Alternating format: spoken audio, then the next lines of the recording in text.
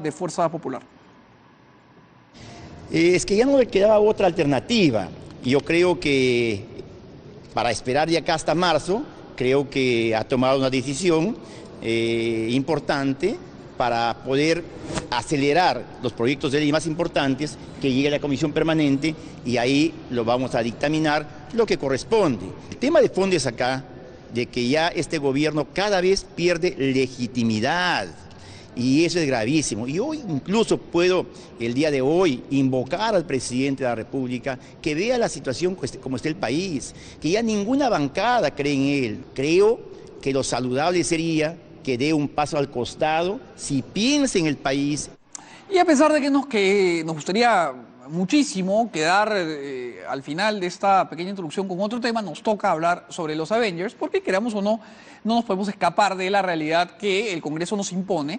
Y el día jueves, los Avengers, yo no puedo creer que esté hablando de los Avengers aquí en un programa político, pero bueno, aquí estamos hablando de los Avengers, van a decidir si es que se quedan o no en la bancada de Fuerza Popular, que como saben ha tenido pues una serie de fricciones y de tensiones que los ha enfrentado con el bloque mayoritario liderado por Keiko Fujimori, y esto va a decidirse muy próximamente después de la sesión que hubo el día martes la semana pasada, y tenemos una pequeña declaración del congresista Avenger, bienvenido Ramírez, también conocido como Hulk. Nos estamos por reunir el día jueves, nos estamos reuniendo para ver el tema sobre la coyuntura política que está pasando de los 10 parlamentarios que estamos recibiendo indirectas o frases de algunos colegas parlamentarios que están pronunciando en contra de nosotros. ¿En esa reunión van a enfocar la posibilidad de renunciar a la bancada o no? Así es. Ahí lo vamos a analizar. No. Particularmente no, personalmente no. Porque no podemos volver a una casa donde nos estén mirando mal, ¿no? Bueno, parece entonces que el jueves llega al capítulo final esta novela que hemos tenido que seguir con atención desde la prensa en la bancada de Fuerza Popular, y se decide si es que se escinde o no esta pequeña facción de los Avengers. Vamos a hacer nosotros un corte comercial y regresamos ahora sí con Heriberto Benítez, abogado de Alejandro Toledo, para hablar sobre la situación del expresidente. Corte y volvemos.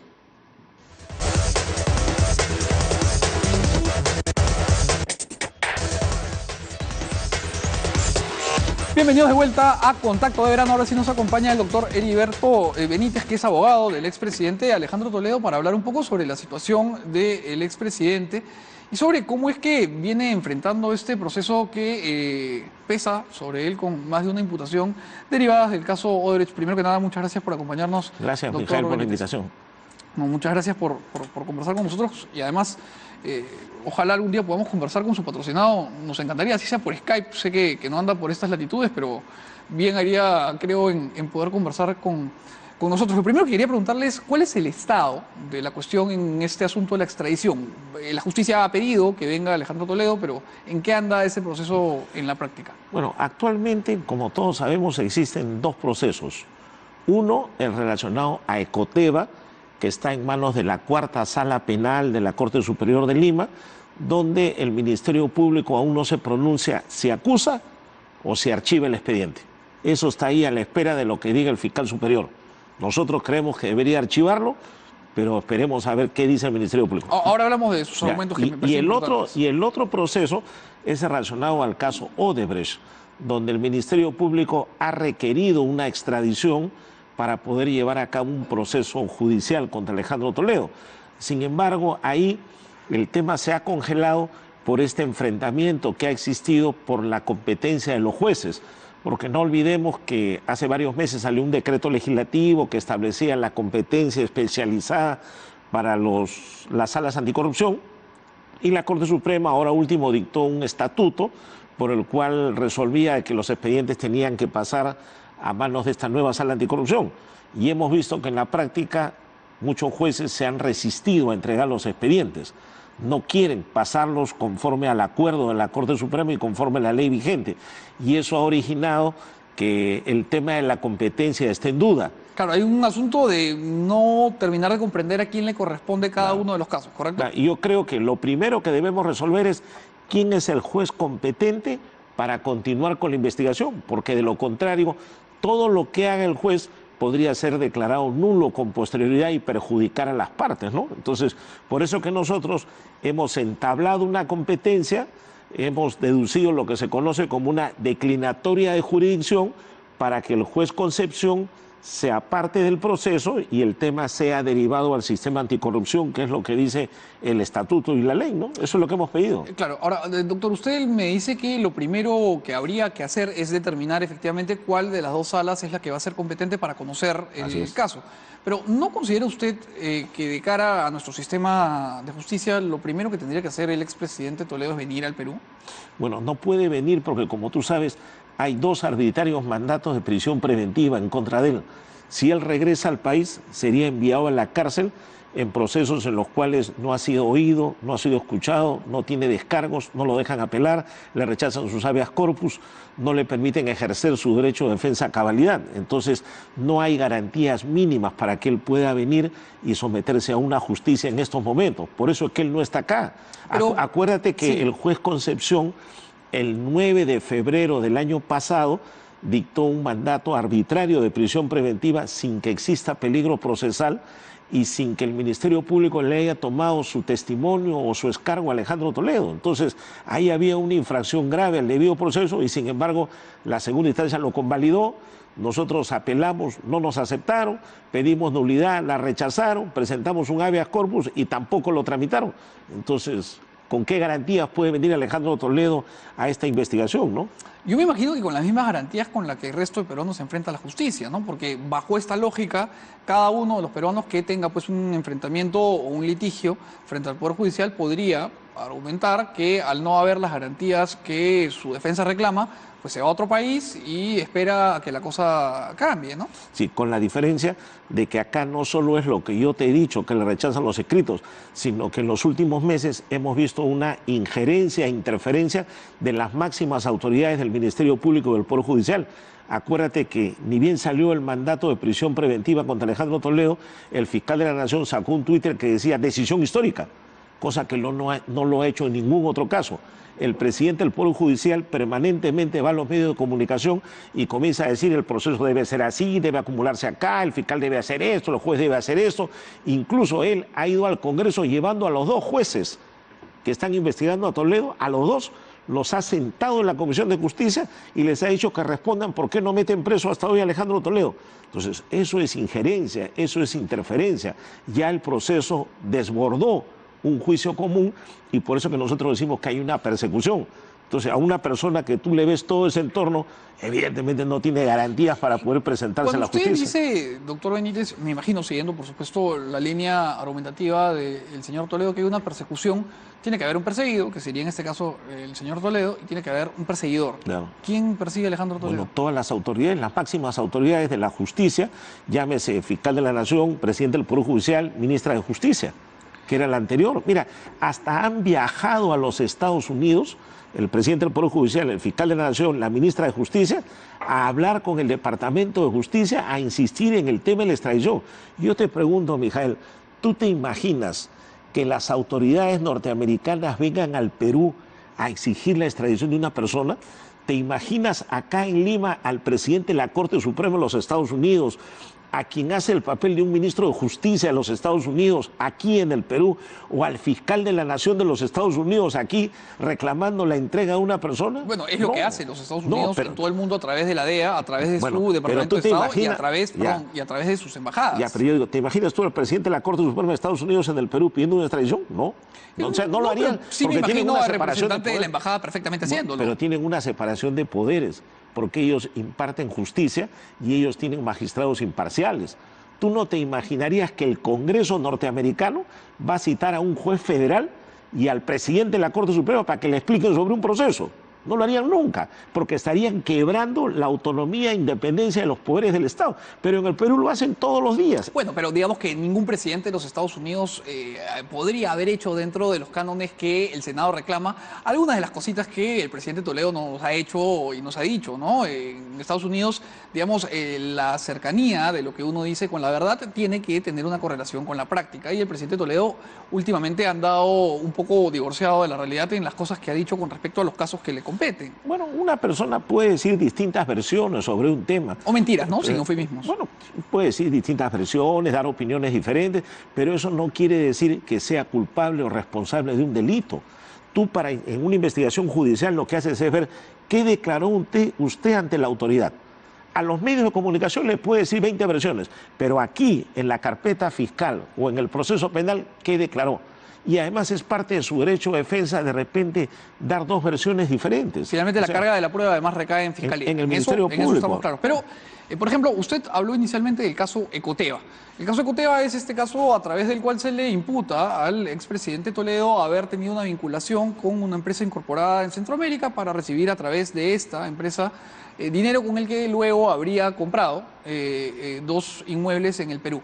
Las primeras versiones que dio el señor Alejandro Toledo, para los memoriosos recordarán, fue que esta era una plata que su suegra había recibido del Holocausto.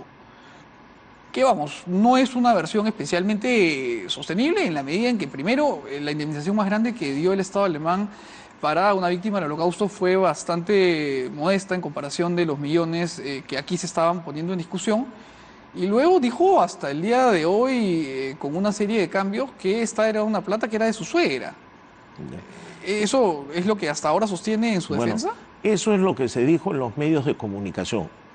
Eso es lo que conoce una gran cantidad de peruanos. Sí. Pero en el expediente judicial figura el descargo de Alejandro Toledo, el descargo de Leán Carp, la versión que dio Joseph Maiman, y eso permitió que el fiscal y el juez hagan una investigación donde no pudieron solicitar un arresto provisorio a los Estados Unidos con fines de extradición.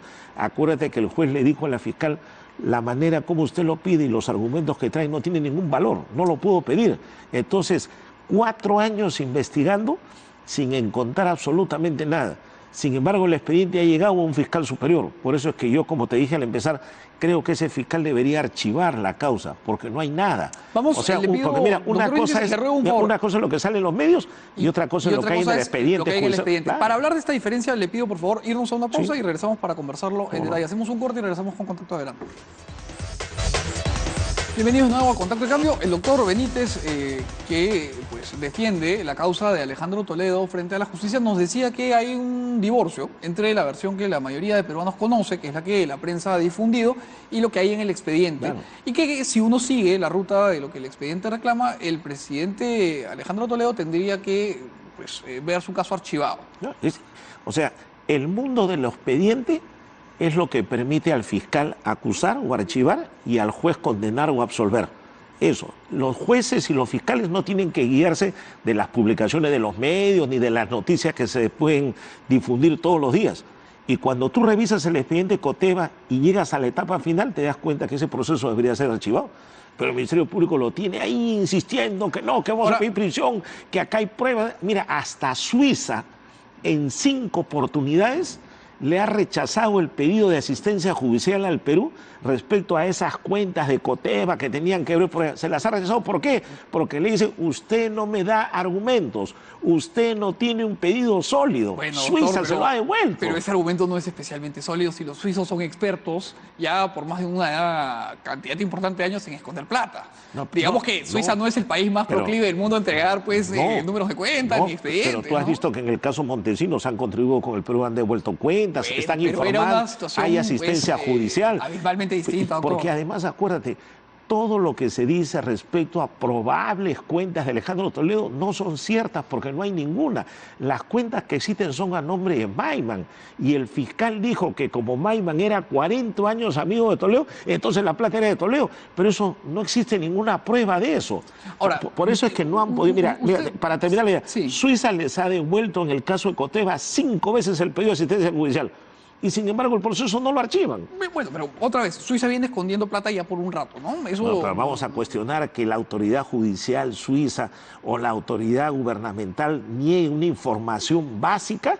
¿Por qué? Por mal pedido, por mal fundamentado, por no tener sustento. Entonces, ¿cuáles son los estándares que tiene Suiza democráticos en materia de justicia? Funciona, creo, con bastante solvencia. Mucho mejor que el Perú, ¿no? Está fácil también.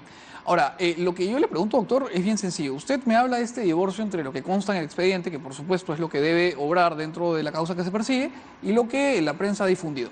Pero la prensa no ha difundido las versiones que ha difundido siguiendo un complot urdido por Alejandro Toledo o por alguno de sus detractores. La prensa lo que ha hecho es recoger las versiones que el propio señor Toledo ha ido dando. Entonces, cuando el señor Toledo pues contrasta lo que ha dicho con lo que su defensa, en este caso usted plantea, hay pues algunas cosas que no nos quedan claras, ¿no? Y le planteo algunas. El presidente Toledo dijo que esta plata primero venía de una indemnización del Holocausto. Luego dijo que era de su suegra, que estaba haciendo unas inversiones en el Perú. Luego dijo que era una plata que le había prestado el señor Maiman. Y luego, en el camino, claro, sazonó un poco las declaraciones diciendo que había recibido el premio Nobel en la India. Luego tuvo esta llamada con RPP, que creo que tuvo algo de interferencia, recordamos todos. Y en ese contexto, el presidente Toledo ha preferido decir que el Perú hoy no le pues de alguna manera no le confiere las garantías como para enfrentar un proceso. Ahora, esto hay que encajarlo, creo, con justicia en los antecedentes de lo que el presidente Toledo ha dicho antes, ¿no? Es una persona que ha señalado al país que su madre murió en el terremoto de Yungay, cuando nos enteramos que había muerto algunos años después, lamentablemente. Es una persona que negó a su hija cuando nos enteramos después que efectivamente era su hija. Entonces, digamos que la relación entre el doctor Toledo y la verdad es una que anda reñida.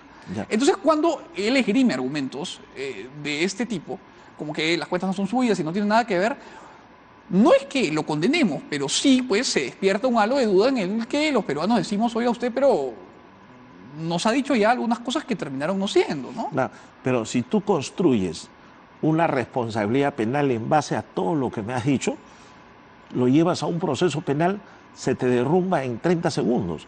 Porque una cosa es que tú puedas equivocarte en las versiones, de repente por no tener la información exacta, o por no tener los datos precisos, o porque los políticos pueden confundirse al momento de declarar algo. O mentir, pues ¿no? Eso no te puede... Pero usted sí admite que un político puede mentir.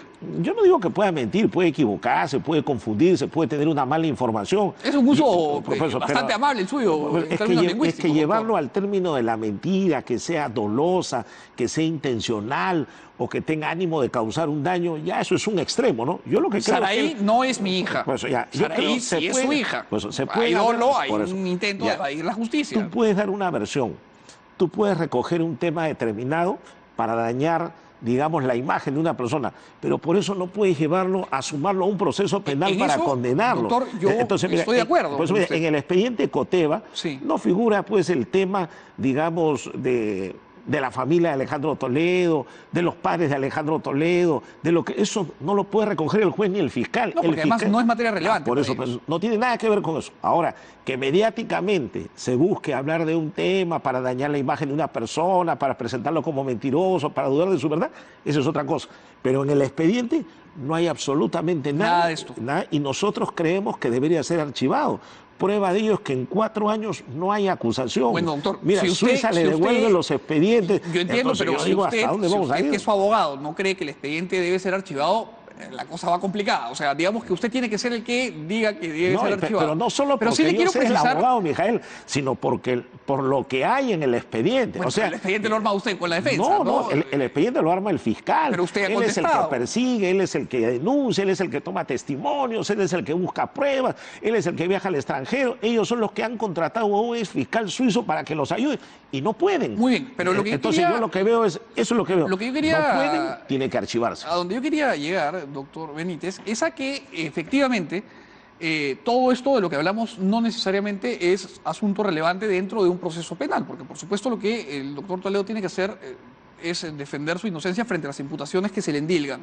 Ahora, no, yo me atrevería a decir que la prensa busca hacerlo quedar como un mentiroso. Yo creo que él hace esa chamba a punta de esfuerzo y la hace bien.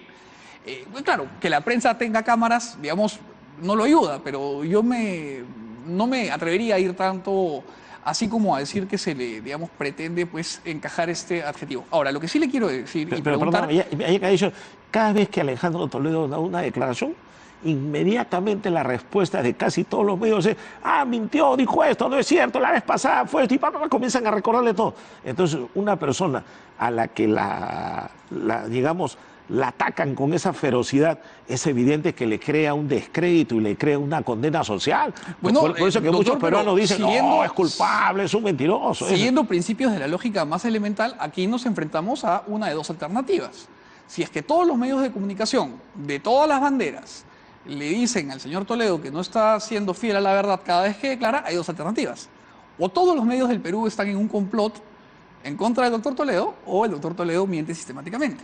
No, son dos posibilidades, ¿no? No, por eso digo yo. O la otra también es que es noticia hablar no de lo que dijo Toledo, sino de recordarle lo que dijo anteriormente, ¿no? Puede generar Claro, también. justamente porque no se condice con lo que ahora indica. Pero lo que le quería preguntar es que más allá, y aquí sí concuerdo con su argumento, de que estas son cuestiones que están judicializadas, no importan pues en el cuerpo de lo que un juez debe conocer, yo quiero entender cuál es el argumento que permite que el presidente Toledo diga que aquí no hay garantías, mientras el resto de peruanos enfrentamos cualquier tipo de proceso sin ningún problema aquí en el Perú, y mientras los demás expresidentes están enfrentando sus procesos aquí en el Perú. El señor Humala está en prisión preventiva junto con la señora Heredia y con mucho menos argumentos que los que se le imputan al señor Toledo.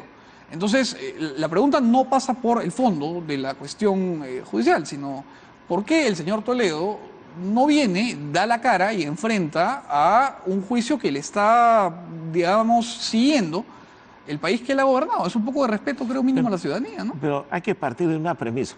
Si tú ves que en un proceso judicial el fiscal de la Nación y el presidente del Poder Judicial interfieren permanentemente, dirigen la investigación, la manipulan, declaran a favor o en contra, no le dejan imparcialidad a los jueces, entonces tú ves que es un proceso que ya está conducido a una pena anticipada. Si te dan una prisión preventiva sin que exista peligro procesal, si tu habeas corpus lo tiran al tacho de basura, si no te dejan apelar, entonces tú dices, señor, no hay la garantía mínima. Ahora, si el juez actuara correctamente, si el juez respetara la ley, si hubieran elementos que permitan tomar ciertas medidas, lógicamente podría decir, esta persona se ha fugado.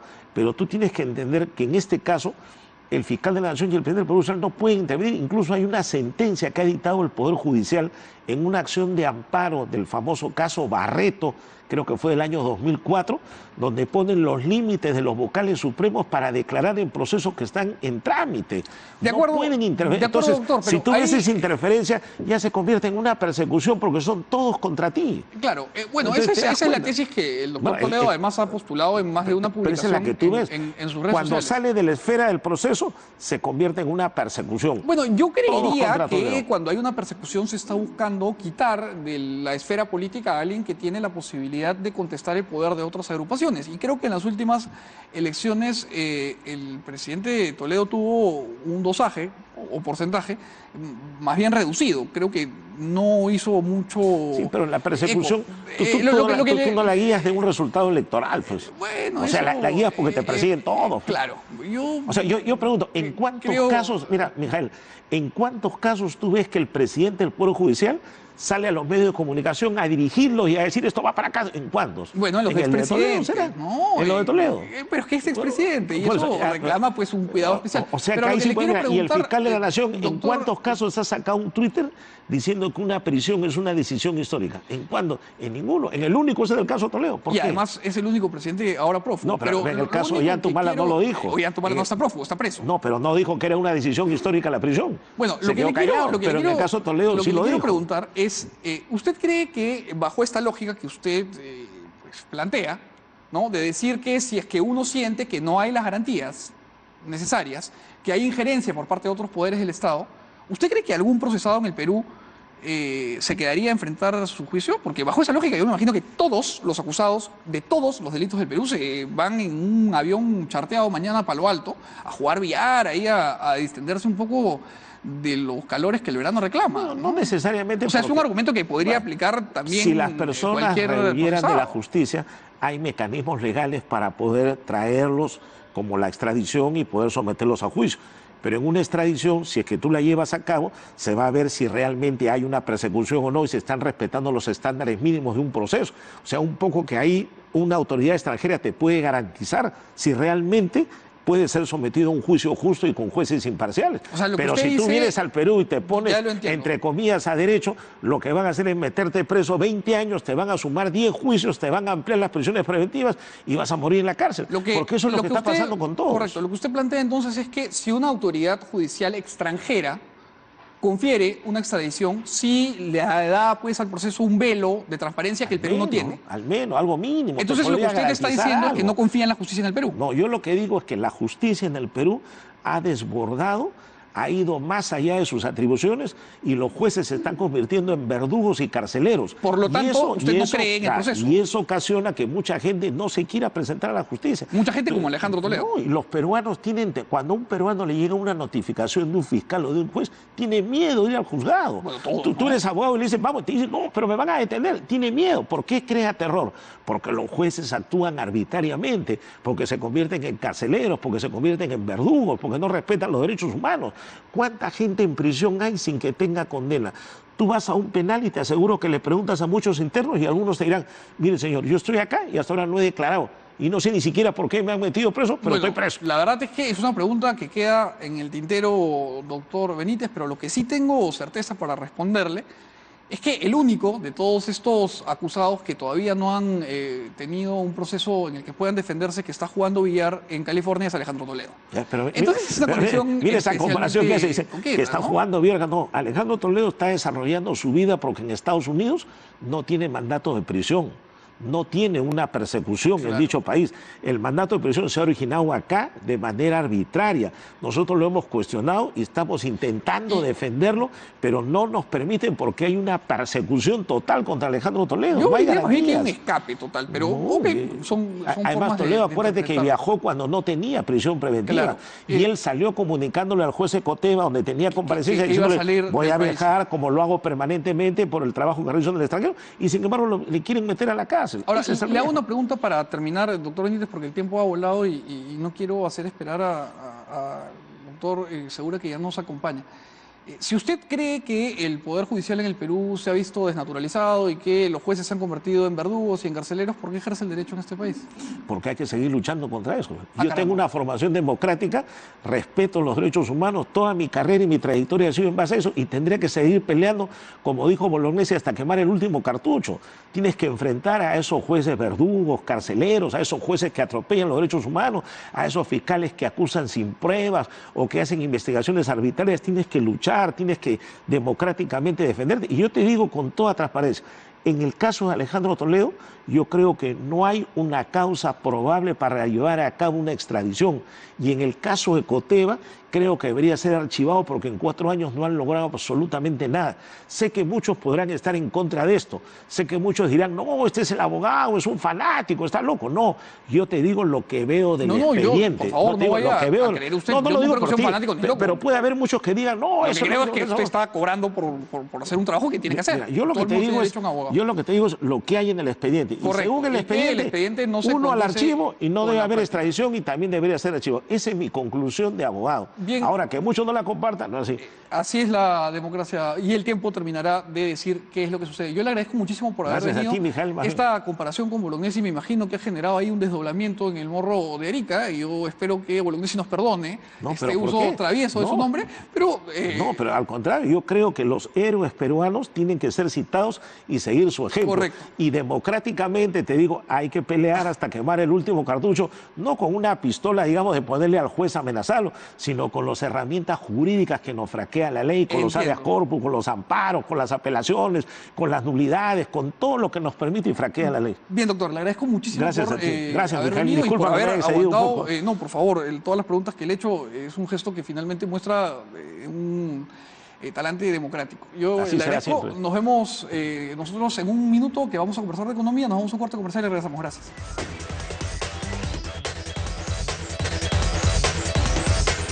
Bien, estamos de vuelta en Contacto de Verano y ahora estamos con el exministro de Economía, Alonso Segura, que nos acompaña y que para nosotros es un honor poder conversar de este tema con el doctor Segura.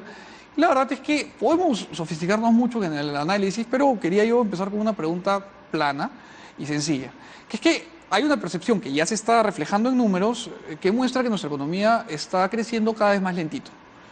¿Por qué es esto, doctor? Sí, Mijael, bueno, antes, gracias por la invitación. Mira, en realidad la economía en estos últimos meses se estaba acelerando un poco. Recordemos que hace poco más de un año sí se desaceleró y bastante. Primero fue por un ajuste fiscal que introdujo el nuevo gobierno. De ahí hubo el fenómeno del Niño, que contribuyó algo también, y de ahí comenzó a levantar. Se está enfriando en los últimos meses, efectivamente. Noviembre ha venido bastante bajo. Ha habido un efecto de pesca que es temporal, negativamente temporal, hacia abajo. Pero en general, digamos, no hay una tendencia tan fuerte hacia arriba en el crecimiento. Creo que eso tiene que ver con distintas razones. Una de ellas es que la inversión pública no ha caminado tanto como se esperaba. Sobre todo a la luz de la reconstrucción que estaba pendiente y que tendría que haber sido pues, Sí. una gran inyección de capital, ¿no? Todo, reconstrucción, panamericanos, inversión pública como bolsa general no ha caminado todo lo que se esperaba. Y la inversión privada todavía no termina de tomar la posta. Sí se ha visto ya inversión minera que estaba subiendo el tercer trimestre, fuerte sobre una base baja, pero ese proceso todavía está en transición. Entonces todavía los números están un poco débiles. El problema, ahora, todo esto se da en un entorno externo extraordinariamente positivo. Con el precio del cobre y con lo que ha cambiado El zinc, recientemente, ¿no? mayor en 8 años, precio de cobre ha subido desde inicio de 2016 30%, hasta, no, 60 acumulado de inicio de 2016 ahora, en 2 años. Es altísimo. Términos de intercambio, toda nuestra canasta exportadora ha subido pues 30%, término de intercambio 20%. O sea, es una subida muy fuerte que podemos verla de dos maneras. No la estamos aprovechando, es una manera de verla. O la otra manera de verla es, si no hubiera eso, ¿cómo estarían los números? ¿De acuerdo?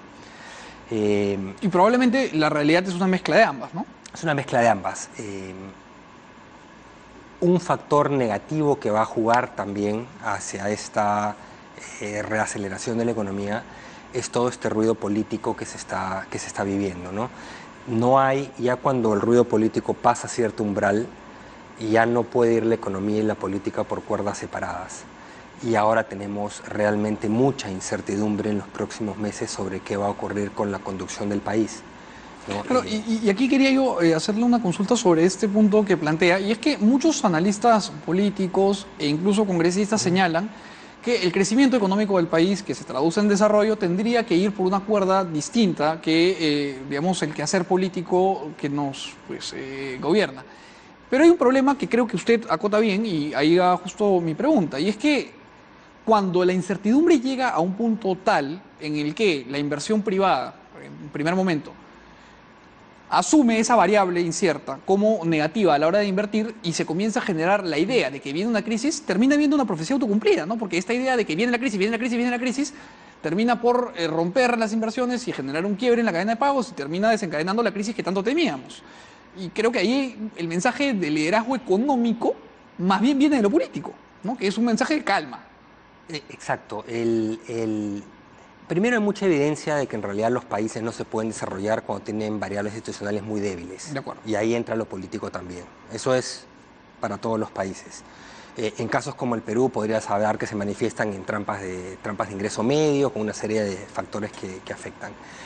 Pero también en corto plazo, ¿de qué estamos hablando en el caso peruano? Tenemos un presidente que estuvo a punto de ser vacado, que posteriormente otorgó un indulto que es muy cuestionado, que está siendo investigado, al igual que una serie de personalidades políticas, expresidentes, partidos, por potenciales financiamientos ilegales. Entonces, para muchos hay una duda sobre si el gobierno va a poder llegar al 2021. ¿El indulto se va a sostener o va a ser, digamos, anulado en todo o en parte? Tenemos protestas en las calles. Entonces, todo esto te genera un ruido tal que hay decisiones de inversión que se postergan. Y es lamentable en una situación, como te digo, en que tenemos una situación externa muy favorable. Es decir, los problemas que está enfrentando el crecimiento en Perú son autoinfligidos desde adentro. ¿Y cuál cree Por usted política y por errores de política económica también, que no han terminado de... ¿Cuál cree usted que son los 2 o 3 errores más grandes que hemos cometido de manera aquí endógena, ¿no? De manera interna? Mira, yo creo que desde el lado político me parece que la forma como ha enfrentado la vacancia y el indulto, el gobierno y bueno, particularmente el presidente ha sido tremendamente errada y ha generado toda esta incertidumbre. Tienes a una gran parte del país que ahora, bueno, está opuesta al indulto, pero que además está marchando en contra del propio presidente. Un indulto que el propio Ministerio de Justicia no puede enviarle a la Defensoría del Pueblo si quiere el expediente, lo cual te da una idea de que realmente acá hay Algo que no quieren que se conozca. O sea, hay violaciones de forma, de fondo, de proceso, de todo, ¿no? Eso es lo que todo sugiere, por una serie de cosas que ya han discutido también en tu programa. Entonces, todo esto ha sido muy mal manejado. Si el objetivo del presidente era generar gobernabilidad, yo creo que logró todo lo contrario. Reconciliación no existe. Hoy día las agrupaciones políticas están más fracturadas que nunca y opuestas al gobierno, la gran mayoría de ellas. Entonces, es un gran error. El otro error, que es puramente económico, empezó con el gobierno, ese famoso ajuste fiscal muy duro del cual no han terminado de salir. La inversión pública el año pasado, 2017, dicen creció 8%. Ese 8% es porque se comparan con el 2016, que fue un número bajísimo. O sea, en niveles está por debajo del 2015, del 2014, bueno, 2013. Para empezar el cambio de gobierno, ¿no? Entonces eso me Pero eso no ocurrió en el 2011. supone... Eso no ocurrió en el 2011. Claro. Y puedes verificar la data. Y las cifras son alarmantemente caídas. El gobierno nacional cayó de 14.000 millones de inversión pública al gobierno nacional a 10.000. ¿Y cree usted siguen que 10.000, la inversión de la reconstrucción inicial puede haber de alguna manera incrementado esta cifra que menciona? El 8%? Mira, la bolsa de inversión es muy grande. Claro, o sea, incluía una serie de gastos importantes. lo que pasa es que han invertido muy poco. O sea, la subida es sobre una base muy chiquita, no te llega a jalar hacia arriba, teniendo un montón de... Voy a decir un montón de plata, porque en realidad el déficit es muy grande. Pero el déficit es grande porque cayeron los ingresos, pero sobre todo porque asignaron muchos recursos de inversión. No se gastaron todos. El próximo año hay una bolsa inmensa. Entonces, ¿qué deberíamos ver el próximo año? La política te va a determinar cuál es el camino de la economía. Los primeros meses del año van a ser claves. Cosa que es aterrador. Es preocupante, te diré. No sé si aterrador, es preocupante. Y es preocupante porque tienes varios gatillos ahí. Por un lado vienen investigaciones. Viene la declaración de Barata ahorita y esto me imagino va a Y generar ahí bulla, ¿no? puede abrir muchísima bulla, inclusive para el propio presidente. También puede jugarle a favor. ¿Qué pasa si dicen, no, acá no ha habido nada con el presidente, etcétera? No, pero hay incertidumbre hasta que eso se resuelva. Viene el fallo de la Corte, la audiencia y el fallo de la Corte. ¿Qué pasa si la Corte te anula en todo, en parte, el indulto o la gracia presidencial? ¿Qué ocurre en esas circunstancias? ¿Y qué va a pasar con las marchas? Evidentemente están relacionados. Si se pronuncia la Corte muy negativamente sobre el indulto, eso probablemente te hace que te arrecien las marchas y la sensación de que esto no se sostiene. Entonces, tienes estas variables que te condicionan. Eso es lo negativo. En lo positivo, hay una bolsa de inversión pública muy grande. Ojalá puedan comenzar a ejecutar.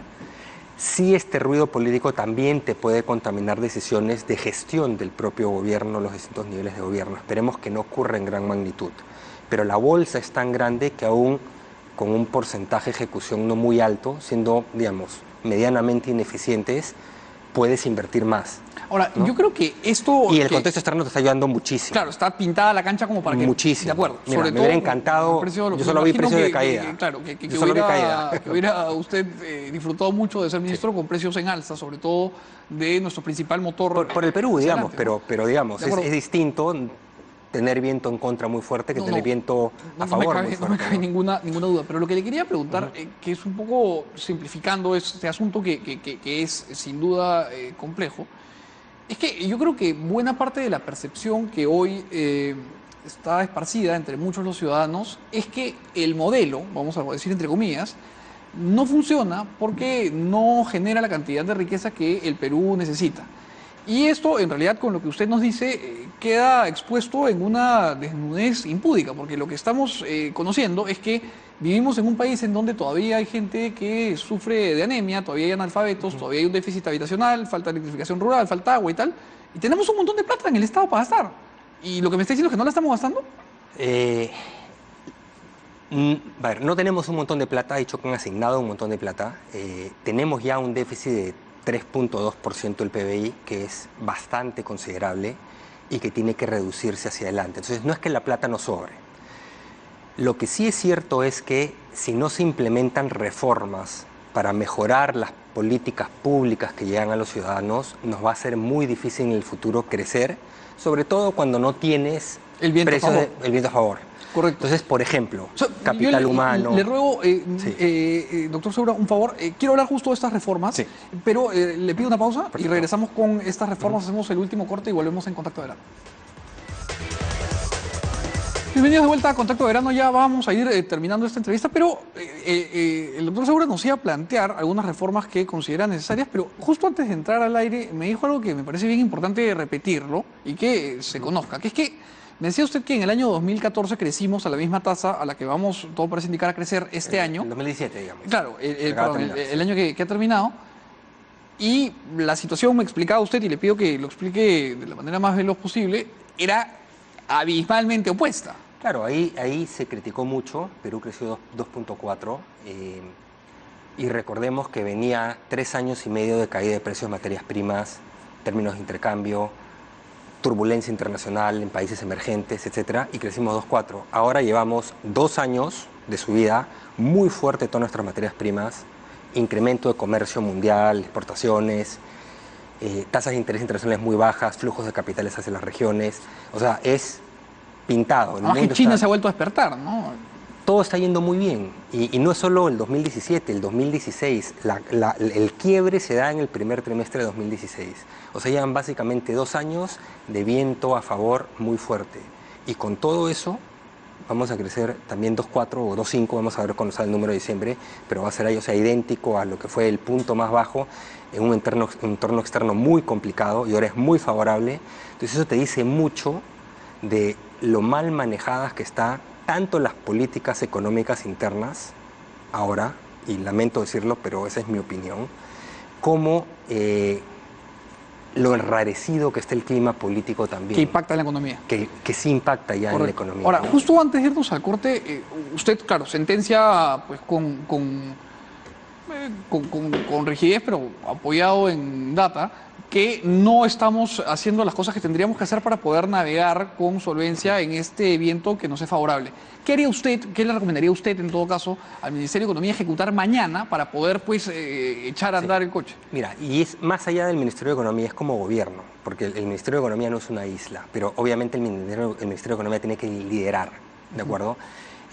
Lo primero es, tienen que definir cuáles son las 2 o 3 reformas importantes que quieren implementar y empujarlas. Te puedo decir ejemplos. Algunas impactan a corto plazo, otras impactan a más largo plazo. Ejecución, el 2018 todavía hay una bolsa importante de recursos. Después tiene que tener un ajuste fiscal. Realmente concentrarse, no en dar cifras que parece que la inversión sube y ponerlas bonitas, sino realmente entender que la inversión no está caminando, la inversión pública. 1. 2. Tienen un tema fiscal que se va a volver una bomba de tiempo. Tienen que implementar una reforma tributaria agresiva. 3. El gobierno, no el Ministerio de Economía, tiene que defender reformas que se hicieron. ¿Dónde está la reforma del servicio civil? ¿Tú has escuchado la reforma del servicio civil en los últimos 18 meses? No, la verdad es que ha salido errado. La archivaron, ¿no? Ya. Las reformas de capital humano, la reforma educativa, la están... Hay una retrotracción que parece que... gravísima. Que o sea, viene, tú no puedes crecer como país a largo plazo si no haces eso. La diversificación productiva. Ahí el MEF se ha tomado el liderazgo. Las mesas ejecutivas que el Ministerio de la Producción cerró, las está retomando el Ministerio de Economía y Finanzas, pero tienen que ser más agresivos en ver cómo generan motores adicionales de crecimiento. Y no estoy hablando de subsidios, exoneraciones tributarias, sino hay mucho que se puede hacer para poder, digamos, dinamizar, potenciar sectores que tenemos ventajas comparativas claras, porque no podemos depender solo de minería. Minería está bien, tenemos que aprovecharla. Sobre todo con los precios, ¿no? Exacto, pero tenemos que ver otros sectores también. Y hay temas, por ejemplo, laborales. Es una reforma muy difícil, muy dura, de repente no hay los consensos, pero tienen que ver hasta dónde pueden llegar, por ejemplo. Avanzar en términos de... Avanzar en términos de eso, ¿no? Y esperemos que la política social, ahora que tenemos un ministro político del partido, que me parece que es altamente no aconsejable. Imagínate tú con el gobierno anterior... Estás hablando del ministerio... El MIDIS. Del MIDIS. El MIDIS. O sea, claro, tú digamos tenías que es ministros antipopulismo técnicos. 101, no poner a un... A un ministerio encargado de repartir plata. Lo entiendo, Del sí. partido. Entonces, porque además tú quieres que eso sea absolutamente transparente, que no haya ninguna sombra de duda. De repente el ministro va a ser absolutamente, no va a usarlo para fines político-partidarios. pero tú no quieres que haya la sospecha tampoco. Entonces, hay cosas que el gobierno está manejando mal. Y lo otro es, frente al Congreso, tienen que tener una actitud bastante más decidida. El Congreso ha aprobado una serie de proyectos de leyes, en realidad, que son inconstitucionales y tienen costos fiscales altos y generan distorsiones en la economía. Ya deberían, como en algún momento anunciaron, llevarlas al Tribunal Constitucional. Y poder revisar la constitucionalidad de las normas. Exacto, es la manera de hacerle el pare al Congreso. Y ese pare lo que va a hacer es que se tengan que poner de acuerdo. Correcto. Pero tú ves un ejecutivo que muy timorato, que no toma las decisiones, le pasan por encima y ahí queda. Bueno, y también es cierto que hay un Congreso bastante beligerante. Pero justamente por eso, si tú lo llevas al Tribunal Constitucional y le metes 3 leyes en fila, y el TC te dice, ¿no? Las 3 leyes son inconstitucionales, el Congreso va a tener que cuidarse de que leyes aprueba. Y le pido mil disculpas, hemos llegado ya a las 12 de la noche y llegamos al final del programa, pero quería hacer una pregunta así de respuesta brevísima, que es, a la gestión económica de este gobierno, si usted tuviese que poner una nota del 0 al 20, haciendo una reducción de todas las variables, ¿cuánto le echa? Yo no le voy a poner nota, yo sí discrepo con muchas de las cosas que han hecho. Espero y confío que los 3 años y medio que deberían quedarles de gobierno si mejoren. no lo aprueba, en su criterio... Digamos que hubo una encuesta que les puso 0,6, ¿no? ¿Y usted no discrepa? No sé, bueno, ahí está la encuesta. Bien, muchísimas gracias al exministro Alonso Seguro por habernos acompañado. Eso ha sido todo.